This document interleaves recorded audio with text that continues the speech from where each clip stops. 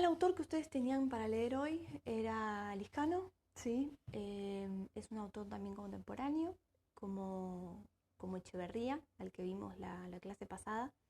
Y bueno, él va a titular este artículo, Aula, Laboratorio, Despacho, los tres no lugares del poder saber global.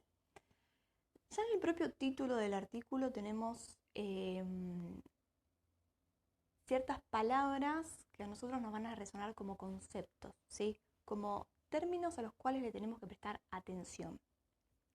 Y no solamente que le tenemos que prestar atención, sino también que tenemos que leerlo en referencia con los autores que ya venimos desarrollando, con el texto inicial sobre lo que era la epistemología, planteado por Rivera y Gutiérrez, el texto de Echeverría, los cuatro contextos, ¿sí?, de la tecnociencia.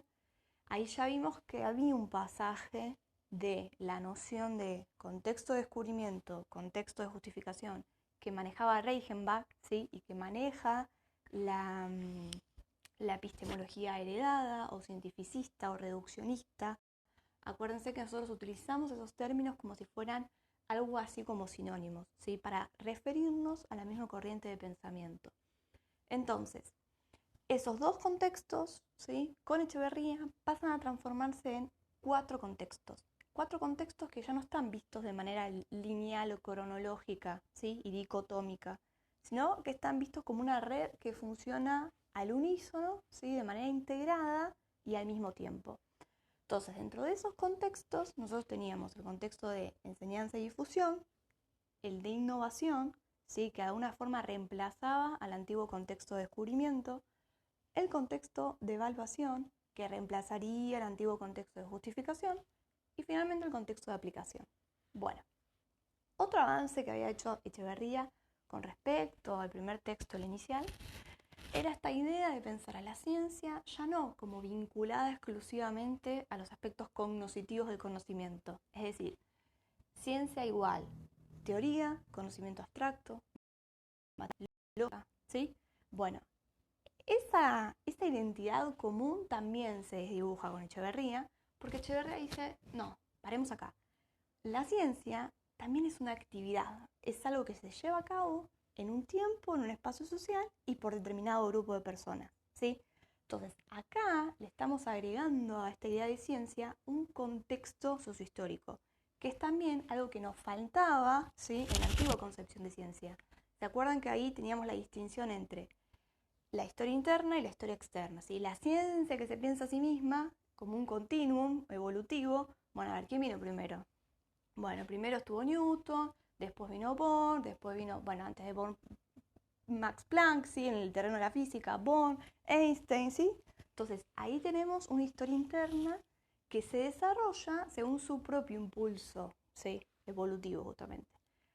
Y teníamos la historia externa, que era situar a estos personajes o a estos hitos, ¿sí?, científicos o históricos dentro del contexto universal. Bueno, a ver, ¿a dónde voy a situar? A, a Newton. Bueno, a Newton lo voy a situar en el siglo XVIII, ¿sí? La física mecánica del siglo XIX, ¿sí? ¿Dónde voy a situar a Einstein? Bueno, a Einstein lo voy a situar ya como parte de la mecánica cuántica, principio del siglo XX, vinculado a la relatividad. ¿Se entiende? Entonces estoy haciendo también como una especie de historia de la propia ciencia, pero ya en un contexto un poquito más grande, más amplio. ¿Sí? Hablamos de siglos, hablamos de corriente de pensamiento, pero no hablamos todavía de las cuestiones sociales, políticas y económicas, ¿sí? La ciencia, ustedes recuerden también que se piensa un poco a sí misma de manera neutral, como algo que sigue un impulso propio, que está al margen de todo lo que pasa en la sociedad, ¿sí?, a nivel político, económico, cultural, como algo que se desarrolla aparte, fuera de todo eso. Entonces, ¿qué pasa? Si nosotros pensamos a la epistemología ampliado a lo social, ¿sí?, ampliado a lo valorativo, a lo sociológico, bueno, no podemos pensar a la ciencia como algo que va en un carril aparte de donde va la sociedad, ¿sí? Tenemos que empezar a integrarla a todo eso. Entonces, ahí es donde surge esta epistemología ampliada. Y Echeverría es uno de los primeros, ¿sí?, que va a dar esos pasos y va a decir, bueno, entonces a la ciencia ya no hay que pensarla como ciencia, sino como tecnociencia, ¿sí? Algo que se desarrolla no solamente con la teoría, las fórmulas, la lógica, la matemática, ¿sí?, con el conocimiento abstracto, sino también con parte de la materialidad, ¿sí?, de la praxis, lo que forma parte de nuestra realidad empírica. Los inventos, los artefactos, las creaciones humanas, ¿sí? Como artefacto, como artificio, como algo creado por el hombre y que no viene dado de la naturaleza, ¿sí? Esto es artificial, el celular ni hablar, el sillón también, ¿sí? Cada uno de esos fue respondiendo a una época distinta. Bueno, ahora, como respondemos a la época de la tecnología, ¿no?, lo virtual, lo estamos viviendo, hablamos justamente de otro tipo de emplazamiento que tiene que ver con esto, con la técnica como fuerza de creación humana, vinculada ahora a los desarrollos tecnológicos. Bien, entonces, tecnociencia. Ahora tenemos a Liscano.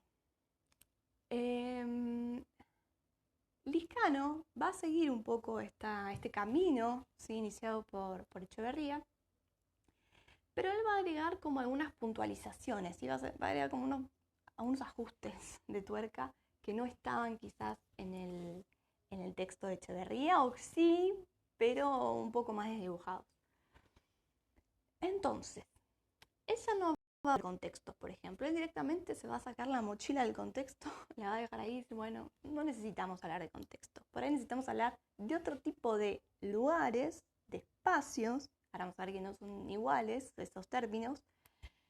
Por más que a veces en el sentido común lo usemos como sinónimo, bueno, ya empezamos a ver que a veces hay detalles entre las palabras, entre los conceptos, que por más que a nosotros nos suenen como sinónimo, bueno, no lo son. Entonces, empieza a darse cuenta de esto, de que ya no se puede hablar de contexto, ya no es necesario, que necesitamos utilizar otro tipo de concepto para reemplazar al antiguo concepto de contexto. Y por eso él va a hacer como una especie de jueguito entre las palabras lugar, espacio y no lugar, ¿sí? Ahí tenemos otra vez una tríada. ¿Se acuerdan que yo también, en uno de los del conocimiento, que era esta identidad común entre la verdad, el método y el conocimiento? ¿Qué era conocimiento científico? Bueno, era un conocimiento que se postulaba como verdadero por haber llegado o haber cumplido cierto método. O al revés, ¿qué es conocimiento científico? Bueno, por pasar por un determinado método, ¿sí?, ese método hace que ese conocimiento sea considerado como verdadero y en consecuencia sea tomado como científico. Bien, entonces, acá tenemos una nueva tríada. Lugar, no lugar, espacio. Vamos a ver cómo se configura esta identidad, ¿sí? Eso por un lado. Por el otro lado, Liscano también va a hablar de un saber-poder, saber barra poder, ¿sí? Como una identidad también común ahí, una cierta homologación entre el concepto de poder y el concepto de saber. Esto lo va a tomar de un autor que seguramente ustedes habrán escuchado o habrán visto por algo que hayan consumido en la televisión o en internet, que es Foucault, ¿sí? Michael Foucault. Bueno, Foucault va a crear un concepto donde vincule al saber con el poder. Ahora también vamos a ver cómo. Entonces, volvemos al título, ¿sí? Aula, laboratorio, despacho, los tres no lugares del saber-poder global. Y acá también aparece una palabra nueva, que es la idea de global, ¿sí? La globalidad, algo que también estamos observando mucho en nuestros días. Entonces, para llegar un poco a esta idea de la globalidad, Liscano va a partir de la noción de racionalidad, ¿sí? La época de la razón, la época de las luces, del iluminismo, siglo XIX, fines del XVIII, siglo XIX, que es justamente el siglo de la razón, ¿sí? Donde los filósofos ilustrados entran a pensar en la idea del progreso humano, el progreso de la humanidad. Bueno, ¿cómo vamos a acceder al progreso de la humanidad? A través de la razón, ¿sí? La razón como la antorcha que los ilumina en la oscuridad y que nos va a llevar hacia un lugar de cierta esperanza, de cierta felicidad, de cierta verdad, de un conocimiento polutro. Bueno, esta es una ilusión de todo ese grupo, ¿sí? De esa época. Era una ilusión que, bueno, que fue llevada a cabo en el ideario, o sea, se condensó un poco en el ideario de la Revolución Francesa, ¿m? Que fue la que puso fin al régimen y dio comienzo a la época de las democracias, del liberalismo, y por otro lado también fue llevado a cabo en la Revolución Industrial, que se dio en Inglaterra. Entonces tenemos dos países ahí también ocupando un lugar geoestratégico y geopolítico muy importante. Por un lado Francia, la Revolución Francesa, detrás de ella determinadas ideas de progreso, de libertad, de igualdad, de derechos, ¿sí? O sea, es una revolución justamente. Se suceden muchas ideas, muchos logros, muchas prácticas vinculadas a todo eso. Y por otro lado, la revolución industrial. La técnica, la máquina a vapor, la producción, la manufactura, el capitalismo, ¿sí? Bueno, vemos cómo se va creando justamente en paralelo, siguiendo como un ritmo común, por un lado la idea de una democracia liberal y por otro lado la idea de un capitalismo. Bien, y en el medio la ciencia, pensando en la evolución, en el conocimiento verdadero y en el progreso del ser humano. Bueno, nos la pusimos, hablando así mal y pronto, con el nazismo, ¿no? Con la Primera, la Segunda Guerra Mundial, la crisis económica del siglo XX, bueno, todo lo que generó, ¿sí? Esos hechos, y de ahí una reconstrucción que va primero de la mano de la Guerra Fría, entre Estados Unidos y Rusia, la URSS, mejor dicho, que cae en el 89 con el muro de Berlín, pero antes ya empieza como a perfilarse cierta crisis en el 85 con Gorbachev. Bueno, y a partir de ahí toda una configuración del mapa global, Estados Unidos como potencia, Unión Europea, China como otra potencia, América del Sur, Brasil, Argentina, Chile, ¿sí? Venezuela. Bueno, ese es el mapa geopolítico, ese es el mapa global que se sucede después de estas dos grandes guerras, la bomba atómica en el medio, bueno, Japón que queda un poco como aislado, pero aún así siendo reconocido como una meca de la tecnología. Entonces tenemos también un mundo global, un mundo hiperconectado, donde las diferencias de antes, ¿sí? Esta idea justamente de los nacionalismos, el orgullo, la patria, la cultura, lo propio, lo autóctono, lo tradicional, bueno, todo eso se va perdiendo, ¿sí? Se va perdiendo, se va desdibujando en pos de una cultura global, ¿sí? Nike, Adidas, el inglés como un idioma común, o sea, si viajamos utilizamos el inglés por lo general. La música, las películas que escuchamos, o sea, los artistas, las bandas que nos gustan, las series que consumimos, ¿sí?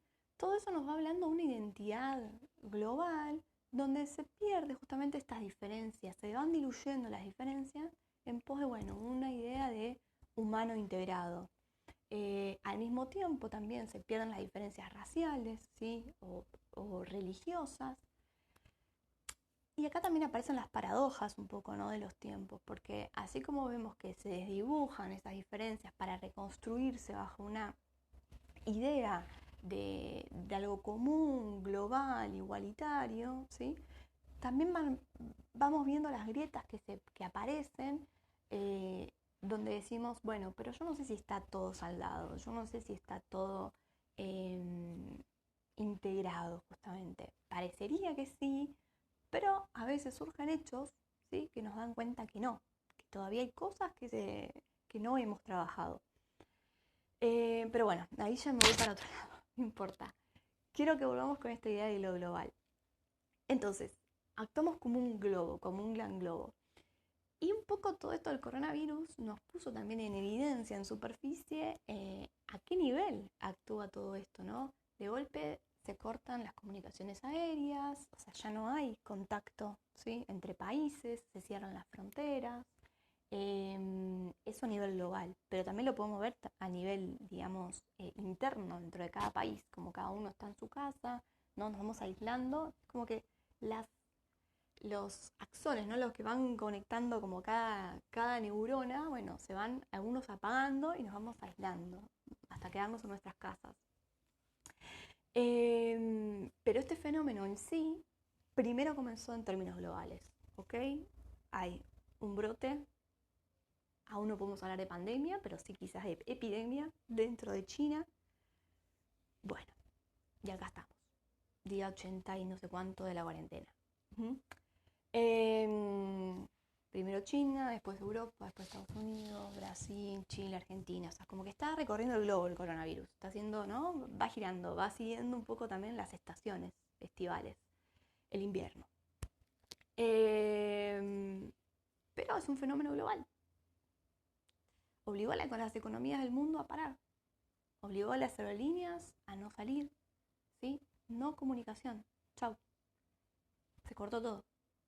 Entonces, eso también es un exponente de nuestra época. Algo que comienza a gestarse, ¿sí?, en la historia de la humanidad, o sea, con los encuentros entre diferentes comunidades, los vikingos que van a Inglaterra, después a Francia, ¿sí?, los españoles, portugueses, ingleses que vienen a América, los que van a las Indias, China, ¿no? Eso que antes nosotros veíamos que llevaba un montón de tiempo, que eran barcos. Bueno, ahora es simplemente un segundo, es esto, lo virtual, el WhatsApp. ¿Mm? Que a veces también se cae.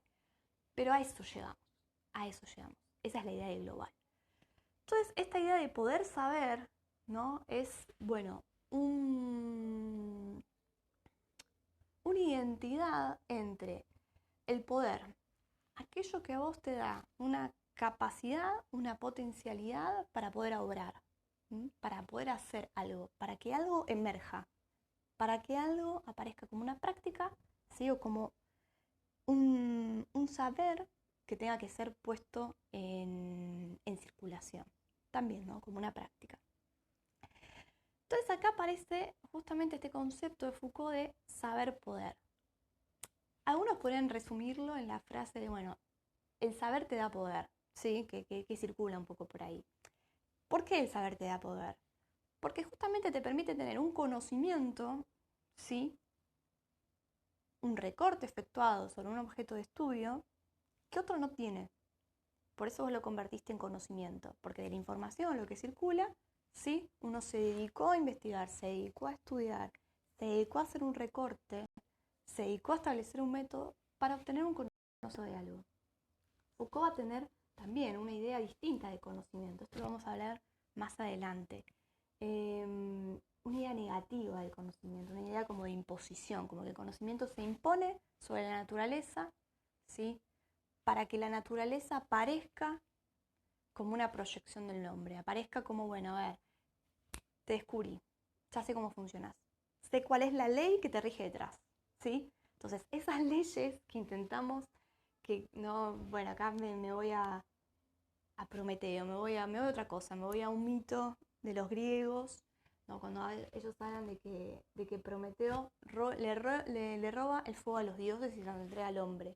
Entonces, esa idea de robo es como, bueno, le da a los dioses el fuego le da a los hombres el fuego de los dioses para que los hombres pudieran actuar, pudieran crear, pudieran sobrevivir, ¿sí?, en la tierra. Entonces se toma la figura de Prometeo, obviamente Prometeo fue castigado, como un poco el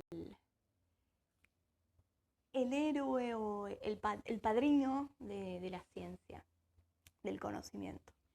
Entonces en el conocimiento tenemos un acto, si queremos, ruin, ¿no? Si vemos los inicios del conocimiento desde ese lugar. Hay un robo, hay astucia, y es interesante porque la idea de saber poder también está vinculada un poco con la astucia, con la destreza. Eso va a ser algo que va a trabajar otro autor que se llama Dessertó, Pero bueno, ni importa. Me estoy yendo del poder saber. Pero vamos al poder saber. Entonces, les decía que el saber puede ser considerado como un poder, ¿sí? Un poder frente al otro, a raíz del conocimiento, un conocimiento que yo tengo y que se supone que es bueno. Entonces, este conocimiento, si es puesto en práctica, está generando una práctica, valga la redundancia, está generando una imposición, está generando una dominación, está generando una realidad. Esto va a ser algo también que veamos más adelante, también con Foucault y con otro autor que se llama Deleuze, ¿sí? Donde veamos a la sociedad de control, la sociedad que estudia los sujetos, saca información de los sujetos, las transforma en conocimiento y lo pone a actuar en beneficio propio. Si eso se pudiera actuar en favor de lo colectivo, de la comunidad y de un bienestar general, estaría buenísimo. Pero si lo ponemos a actuar en favor de fines netamente estatales, privados, bueno, ahí es donde estamos en problemas. Ahí es cuando nosotros pensamos a veces a la filosofía justamente como caja de herramientas para pensar cosas que suceden en la sociedad, analizarlas, interpretarlas, saber por qué funciona así, saber qué fin, o telos, dirán los griegos, sigue, y en función de eso, tomarlas como válidas o como inválidas, como algo que queremos o como algo que no queremos más.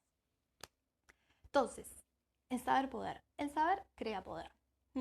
Dicho así, en términos muy resumidos. Entonces, si la ciencia crea saber, si la ciencia crea conocimiento, ¿qué sería la ciencia? Entonces, bueno, la ciencia tendría su poder también. De hecho, lo tiene. Y también lo estamos viendo, ¿no? Cuando hoy en día bueno, a ver, el presidente, si está con su equipo de epidemiólogos, quiénes son, cuáles son tus trayectorias, los científicos que se están peleando. Los otros días salió un artículo donde justamente se denunciaba que se había publicado un artículo científico donde se hablaba que la hidrocloroquina generaba muchísimas dificultades o que tenía consecuencias negativas. Y bueno, otro grupo de científicos leyó el artículo y trató de desmenuzar el camino que habían seguido, ¿sí? El método, cuáles habían sido las pruebas, qué tipo de método habían llevado a cabo, qué información habían reunido. Y bueno, a raíz de eso llegaron a la conclusión de que el estudio estaba mal hecho, ¿sí? De que era un estudio que no estaba basado en una evidencia que se podía considerar real, ¿sí? O metódicamente correcta, sino que era información en algunos casos falsa, en otras había sido mal contrastada, ¿sí? Entonces había generado un artículo que en sí era falso, pero que generaba una acción práctica muy determinada, el hecho de pensar que la hidrocloroquina no servía para el coronavirus, que en el medio de toda esta crisis es tremendo afirmar algo así, o sea, tiene mucha importancia. Entonces ahí fíjense justamente el poder que en determinados momentos históricos se evidencia mucho más que tiene la ciencia. De la misma manera, toda la cuestión de los síntomas, bueno, ¿cuáles son los síntomas del COVID? ¿Son estos? ¿No son? Bueno, a ver, ¿qué dice el científico? ¿Qué dice el científico acerca de si está bien o está mal que tengamos una cuarentena tan extensa? Se va a buscar la opinión del científico que maneja estos temas, ¿no? Porque justamente le da ese sello de autoridad, ese sello de pureza también.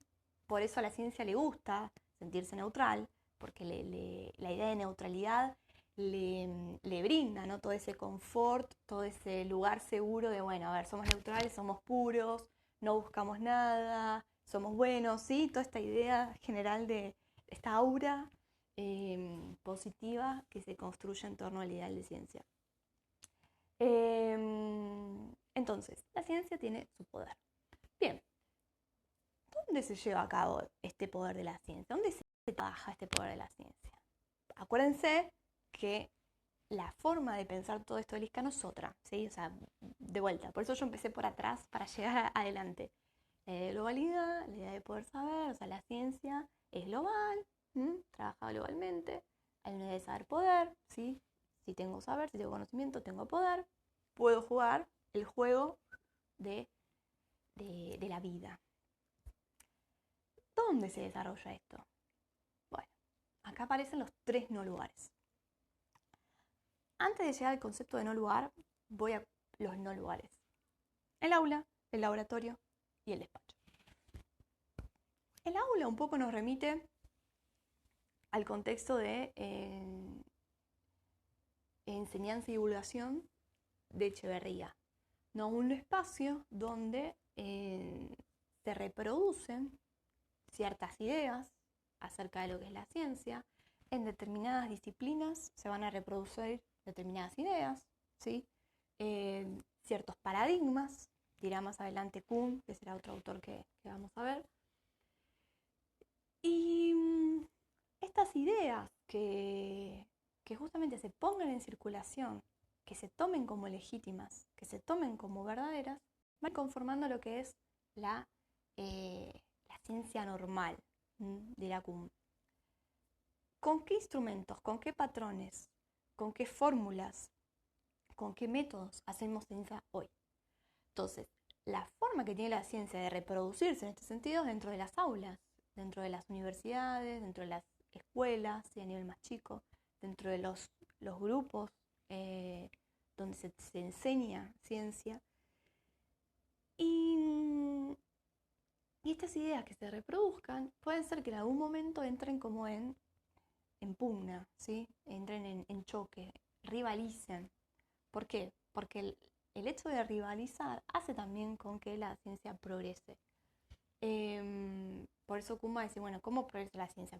A partir de revoluciones. ¿Cómo surgen las revoluciones? Bueno, tengo un paradigma y de golpe van a surgir ideas contrarias al paradigma y que van a conformar un antiparadigma.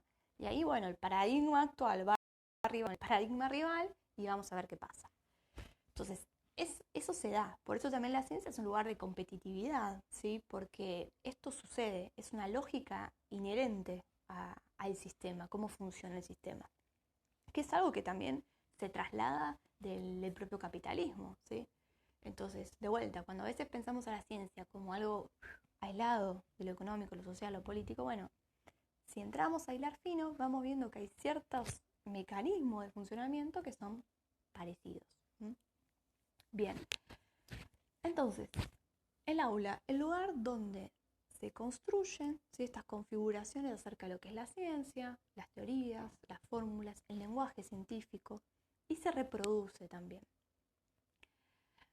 Y por otro lado, la figura del laboratorio, ¿sí?, como aquel lugar donde surgen las invenciones, ¿sí? Surgen las invenciones, las fórmulas, los nuevos productos, las vacunas, los medicamentos, ¿sí? Es el lugar donde se crea esa, como les hablaba hace un rato, ¿no? En el inicio del video, que les hablaba de la técnica como posibilidad de crear artificios. Bueno, hay, el emplazamiento, la materialidad de los artificios van a ser múltiples, ¿sí? En ese sentido, una vacuna, una fórmula matemática, una ecuación matemática y un celular son los 3 artificios creados por el hombre, que son creados en laboratorios distintos. Uno en un laboratorio de química, ¿sí?, físico-química, otro de física y otro en un laboratorio de ingeniería o de ciencias de la computación. Entonces, las materialidades son diversas, pero el sustrato, ¿no?, como la idea de fondo, cierta idea de sustancia, sería, bueno, esto, creaciones artificiales, hechas por el hombre, que se desarrollan en 4 paredes que son un laboratorio, acá adentro. Lo mismo que el aula, ¿sí? El aula, bueno, estas 4 paredes donde se reproduce esta idea de ciencia.